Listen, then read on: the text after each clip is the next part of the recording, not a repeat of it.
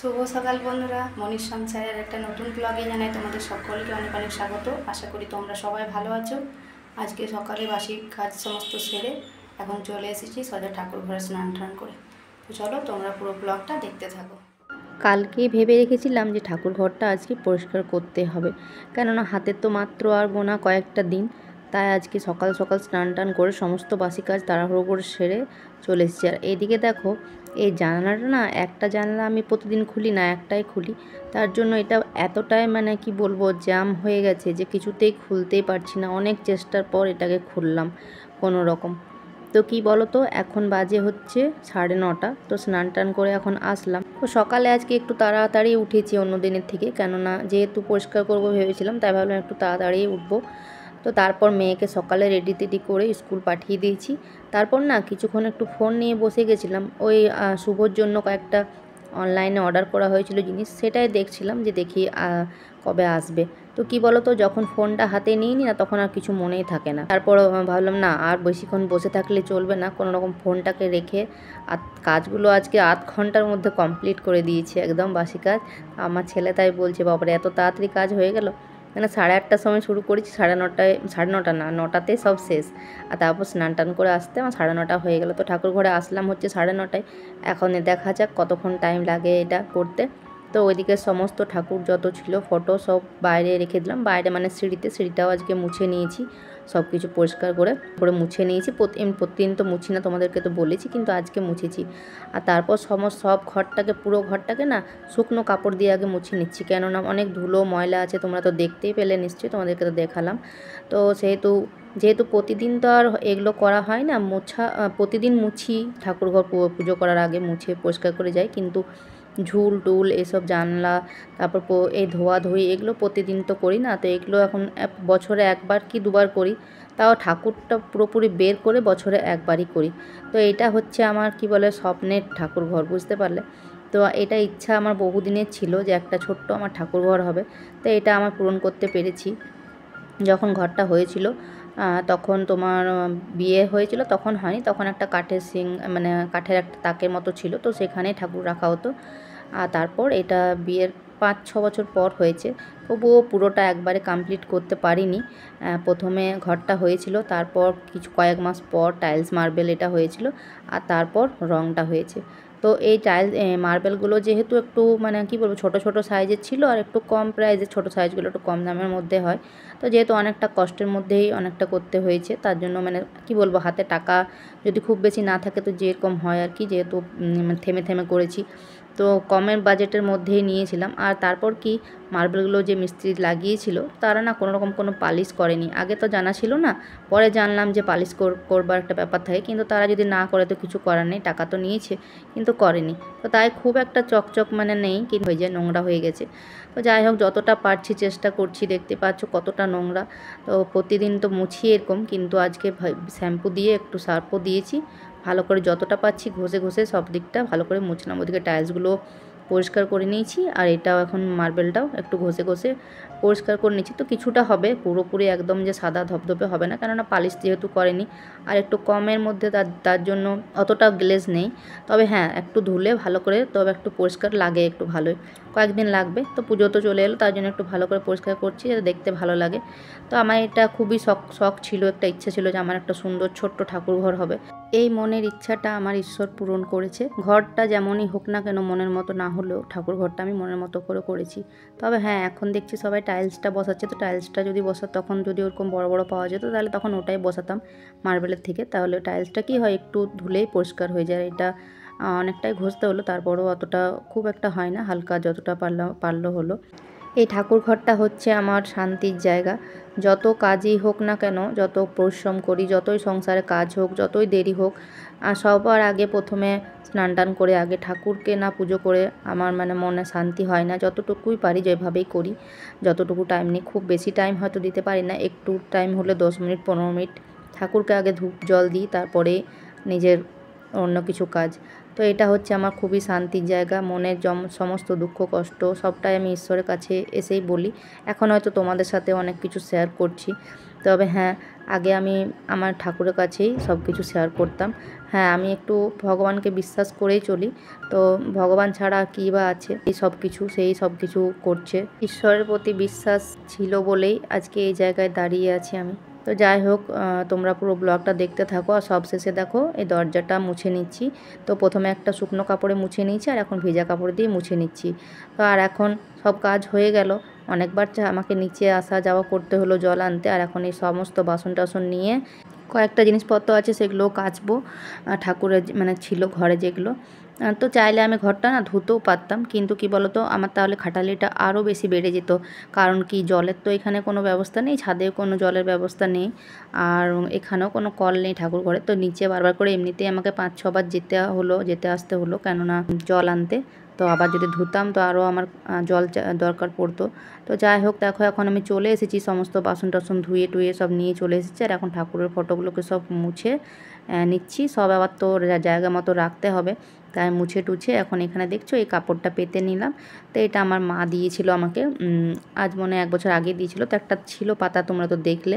তো ওটা তুলে দিলাম, আর এটা একটু কেটে পাতলাম। আর এখন সব ঠাকুরগুলোকে সব সাজিয়ে নিচ্ছি ঠিকঠাক করে। তো চলো তোমরা পুরো ব্লগটা দেখতে থাকো। আর এখন আরও সব বাকি জিনিসগুলো আছে, সবগুলোই আমাকে আবার নিয়ে আসতে হবে, সব ঠিকঠাক করে রাখতে হবে। ঠাকুরের বাসন টাসন আরও অনেক আছে, তো সেগুলো আর এখানে রাখি না, কেননা ধুলো ময়লা হয়ে যায়। তো সেগুলো নিচে শোকেসে ভরে রেখে দিই, যেগুলো প্রতিদিনের লাগে না। যেগুলো প্রতিদিনের লাগে আরও টুকটাক অনেক কিছুই আছে রাখা, তো সেগুলো এখানেই রাখি। আর বাকি সেগুলো শোকেসে রেখে দিই। আগে এখানেই রাখতাম, কিন্তু এখন আর রাখি না।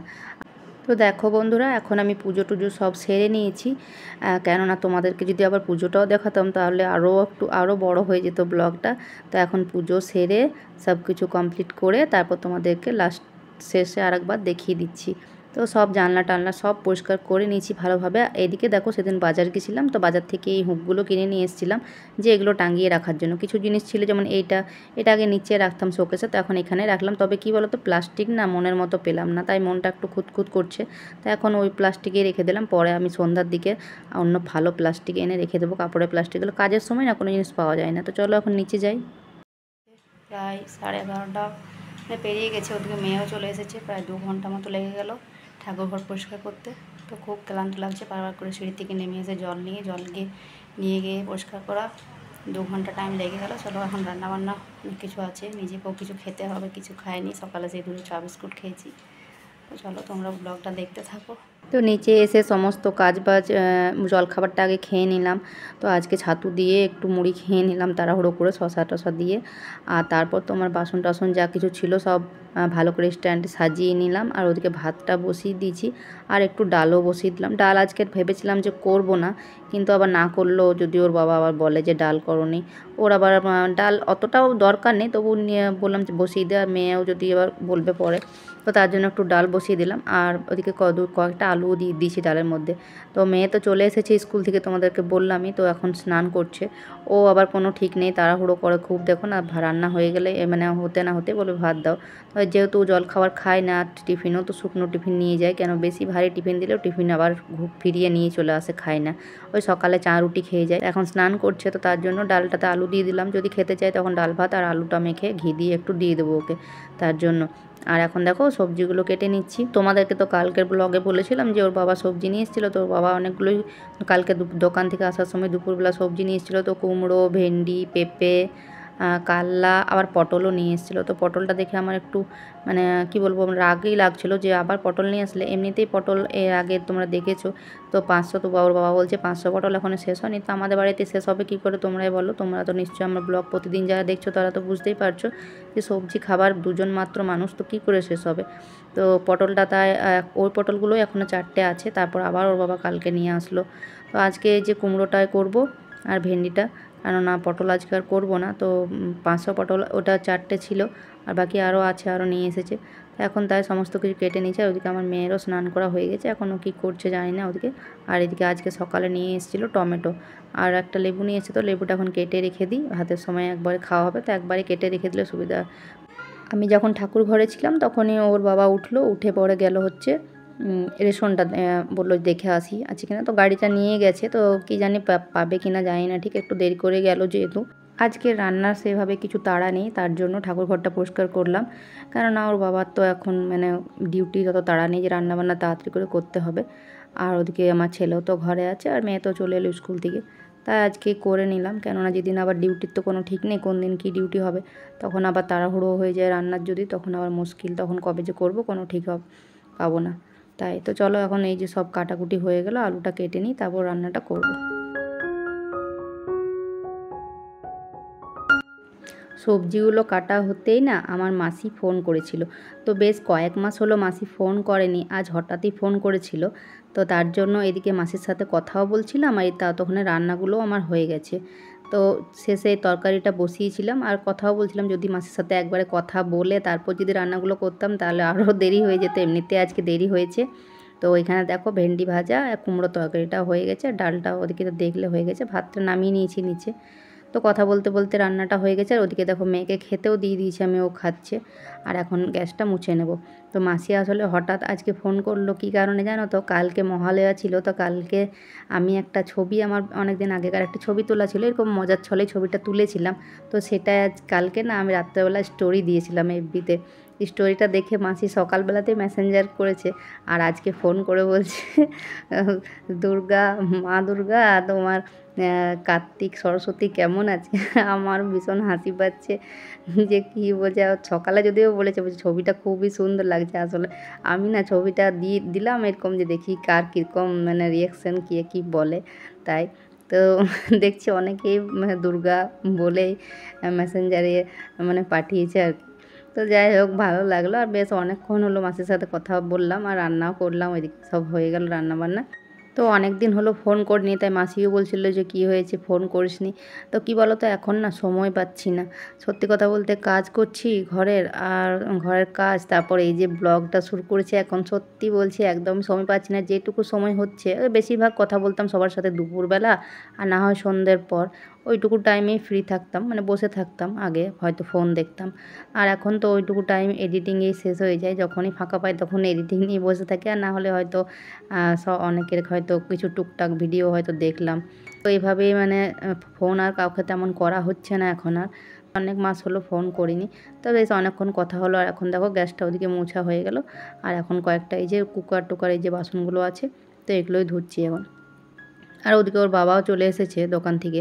তো ওর বাবাকে না মানে কোনো কাজটা বললে মানে কি বলবো, মানে করতেই চাইবে না, মানে পরিষ্কার পছন্দ এইসব কাজগুলো না করতেই চায় না বলার পরেও। তো কালকেও বলেছিলাম যে বাইরের ঘাসগুলো অনেক বড় বড় হয়ে গেছে, মানে মেন গেটের সামনে দরজার কাছে।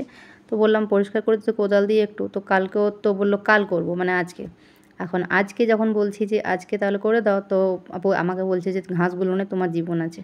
তারপর গলিটাও অনেকটা শেওলা পড়ে গেছে, ওদিকে বাইরের বাথরুমটাও নোংরা হয়েছে, যেহেতু এখন আমি বাইরের বাথরুমটা অতটা ইউজ করি না। যখন থেকে ঘরের বাথরুমটা হয়েছে তখন থেকে ঘরেরটাতেই ইউজ করি। তো ওর বাবা বাইরেরটাতে মাঝে সাঝে যায়, বাকি সবাই তো ঘরেরটা ইউজ করে, তো ওটা তো আমিই পরিষ্কার করি, কিন্তু বাইরেরটা আর পরিষ্কার করে না।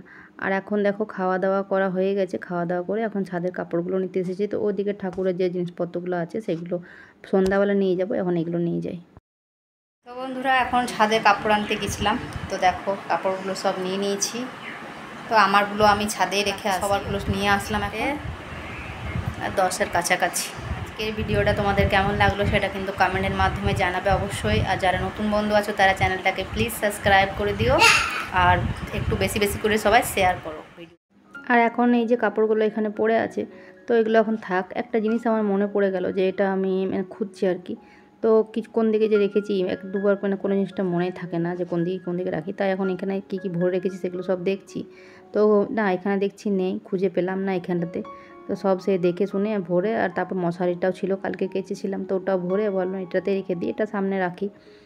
এগুলো ভরে টরে এখানে রেখে দিই। মশারিগুলো তখন ইউজ করবো না, আর শীতটা ঢুকলেই মশারিগুলো ইউজ করতে হবে, কারণ তখন তার ফ্যান চালানো যাবে না। আর আমাদের এখানে মশার খুবই উপদ্রব, মশার এত আছে যে কিছু বলার নেই। তো তাই এখানে খুঁজে পেলাম না, তখন পরে আলমারিটা দেখতে হবে যা আছে কিনা। তো বন্ধুরা আজকের ব্লগটা তোমাদের কেমন লাগলো সেটা একটা কমেন্টের মাধ্যমে জানাবে। যদি ভালো লেগে থাকে তো চ্যানেলটাকে সাবস্ক্রাইব করো, লাইক করে দিও, আর একটা কমেন্টের মাধ্যমে জানাবে যে কেমন লাগলো। যদি তোমরা কমেন্ট করো না তো খুবই ভালো লাগে, খুবই মনটা আনন্দ লাগে। আর এখন সব কাপড়গুলো গুছিয়ে নিচ্ছে, আর এদিকে আমার মেয়ে আমাকে কী যে দেখাচ্ছে একটা ফোনে, তো ওটাই দেখলাম। তাহলে আজকের ব্লগটা এখানেই রাখছি, পরের দিন দেখা হচ্ছে আর একটা নতুন ব্লগের সাথে। ততক্ষণের জন্য সবাই ভালো থেকো, সুস্থ থেকো, আর ভিডিওটা ভালো বেশি বেশি করে একটু শেয়ার করে দিও নতুন বন্ধুরা যাতে দেখতে পায়। আর যেসব নতুন বন্ধুরা আমার চ্যানেলটাকে সাবস্ক্রাইব করছো তাদেরকে অসংখ্য অসংখ্য ধন্যবাদ। আর যারা এখনও সাবস্ক্রাইব করোনি তারা প্লিজ সাবস্ক্রাইব করে দিও। তো চলো আজকের মতো আসি।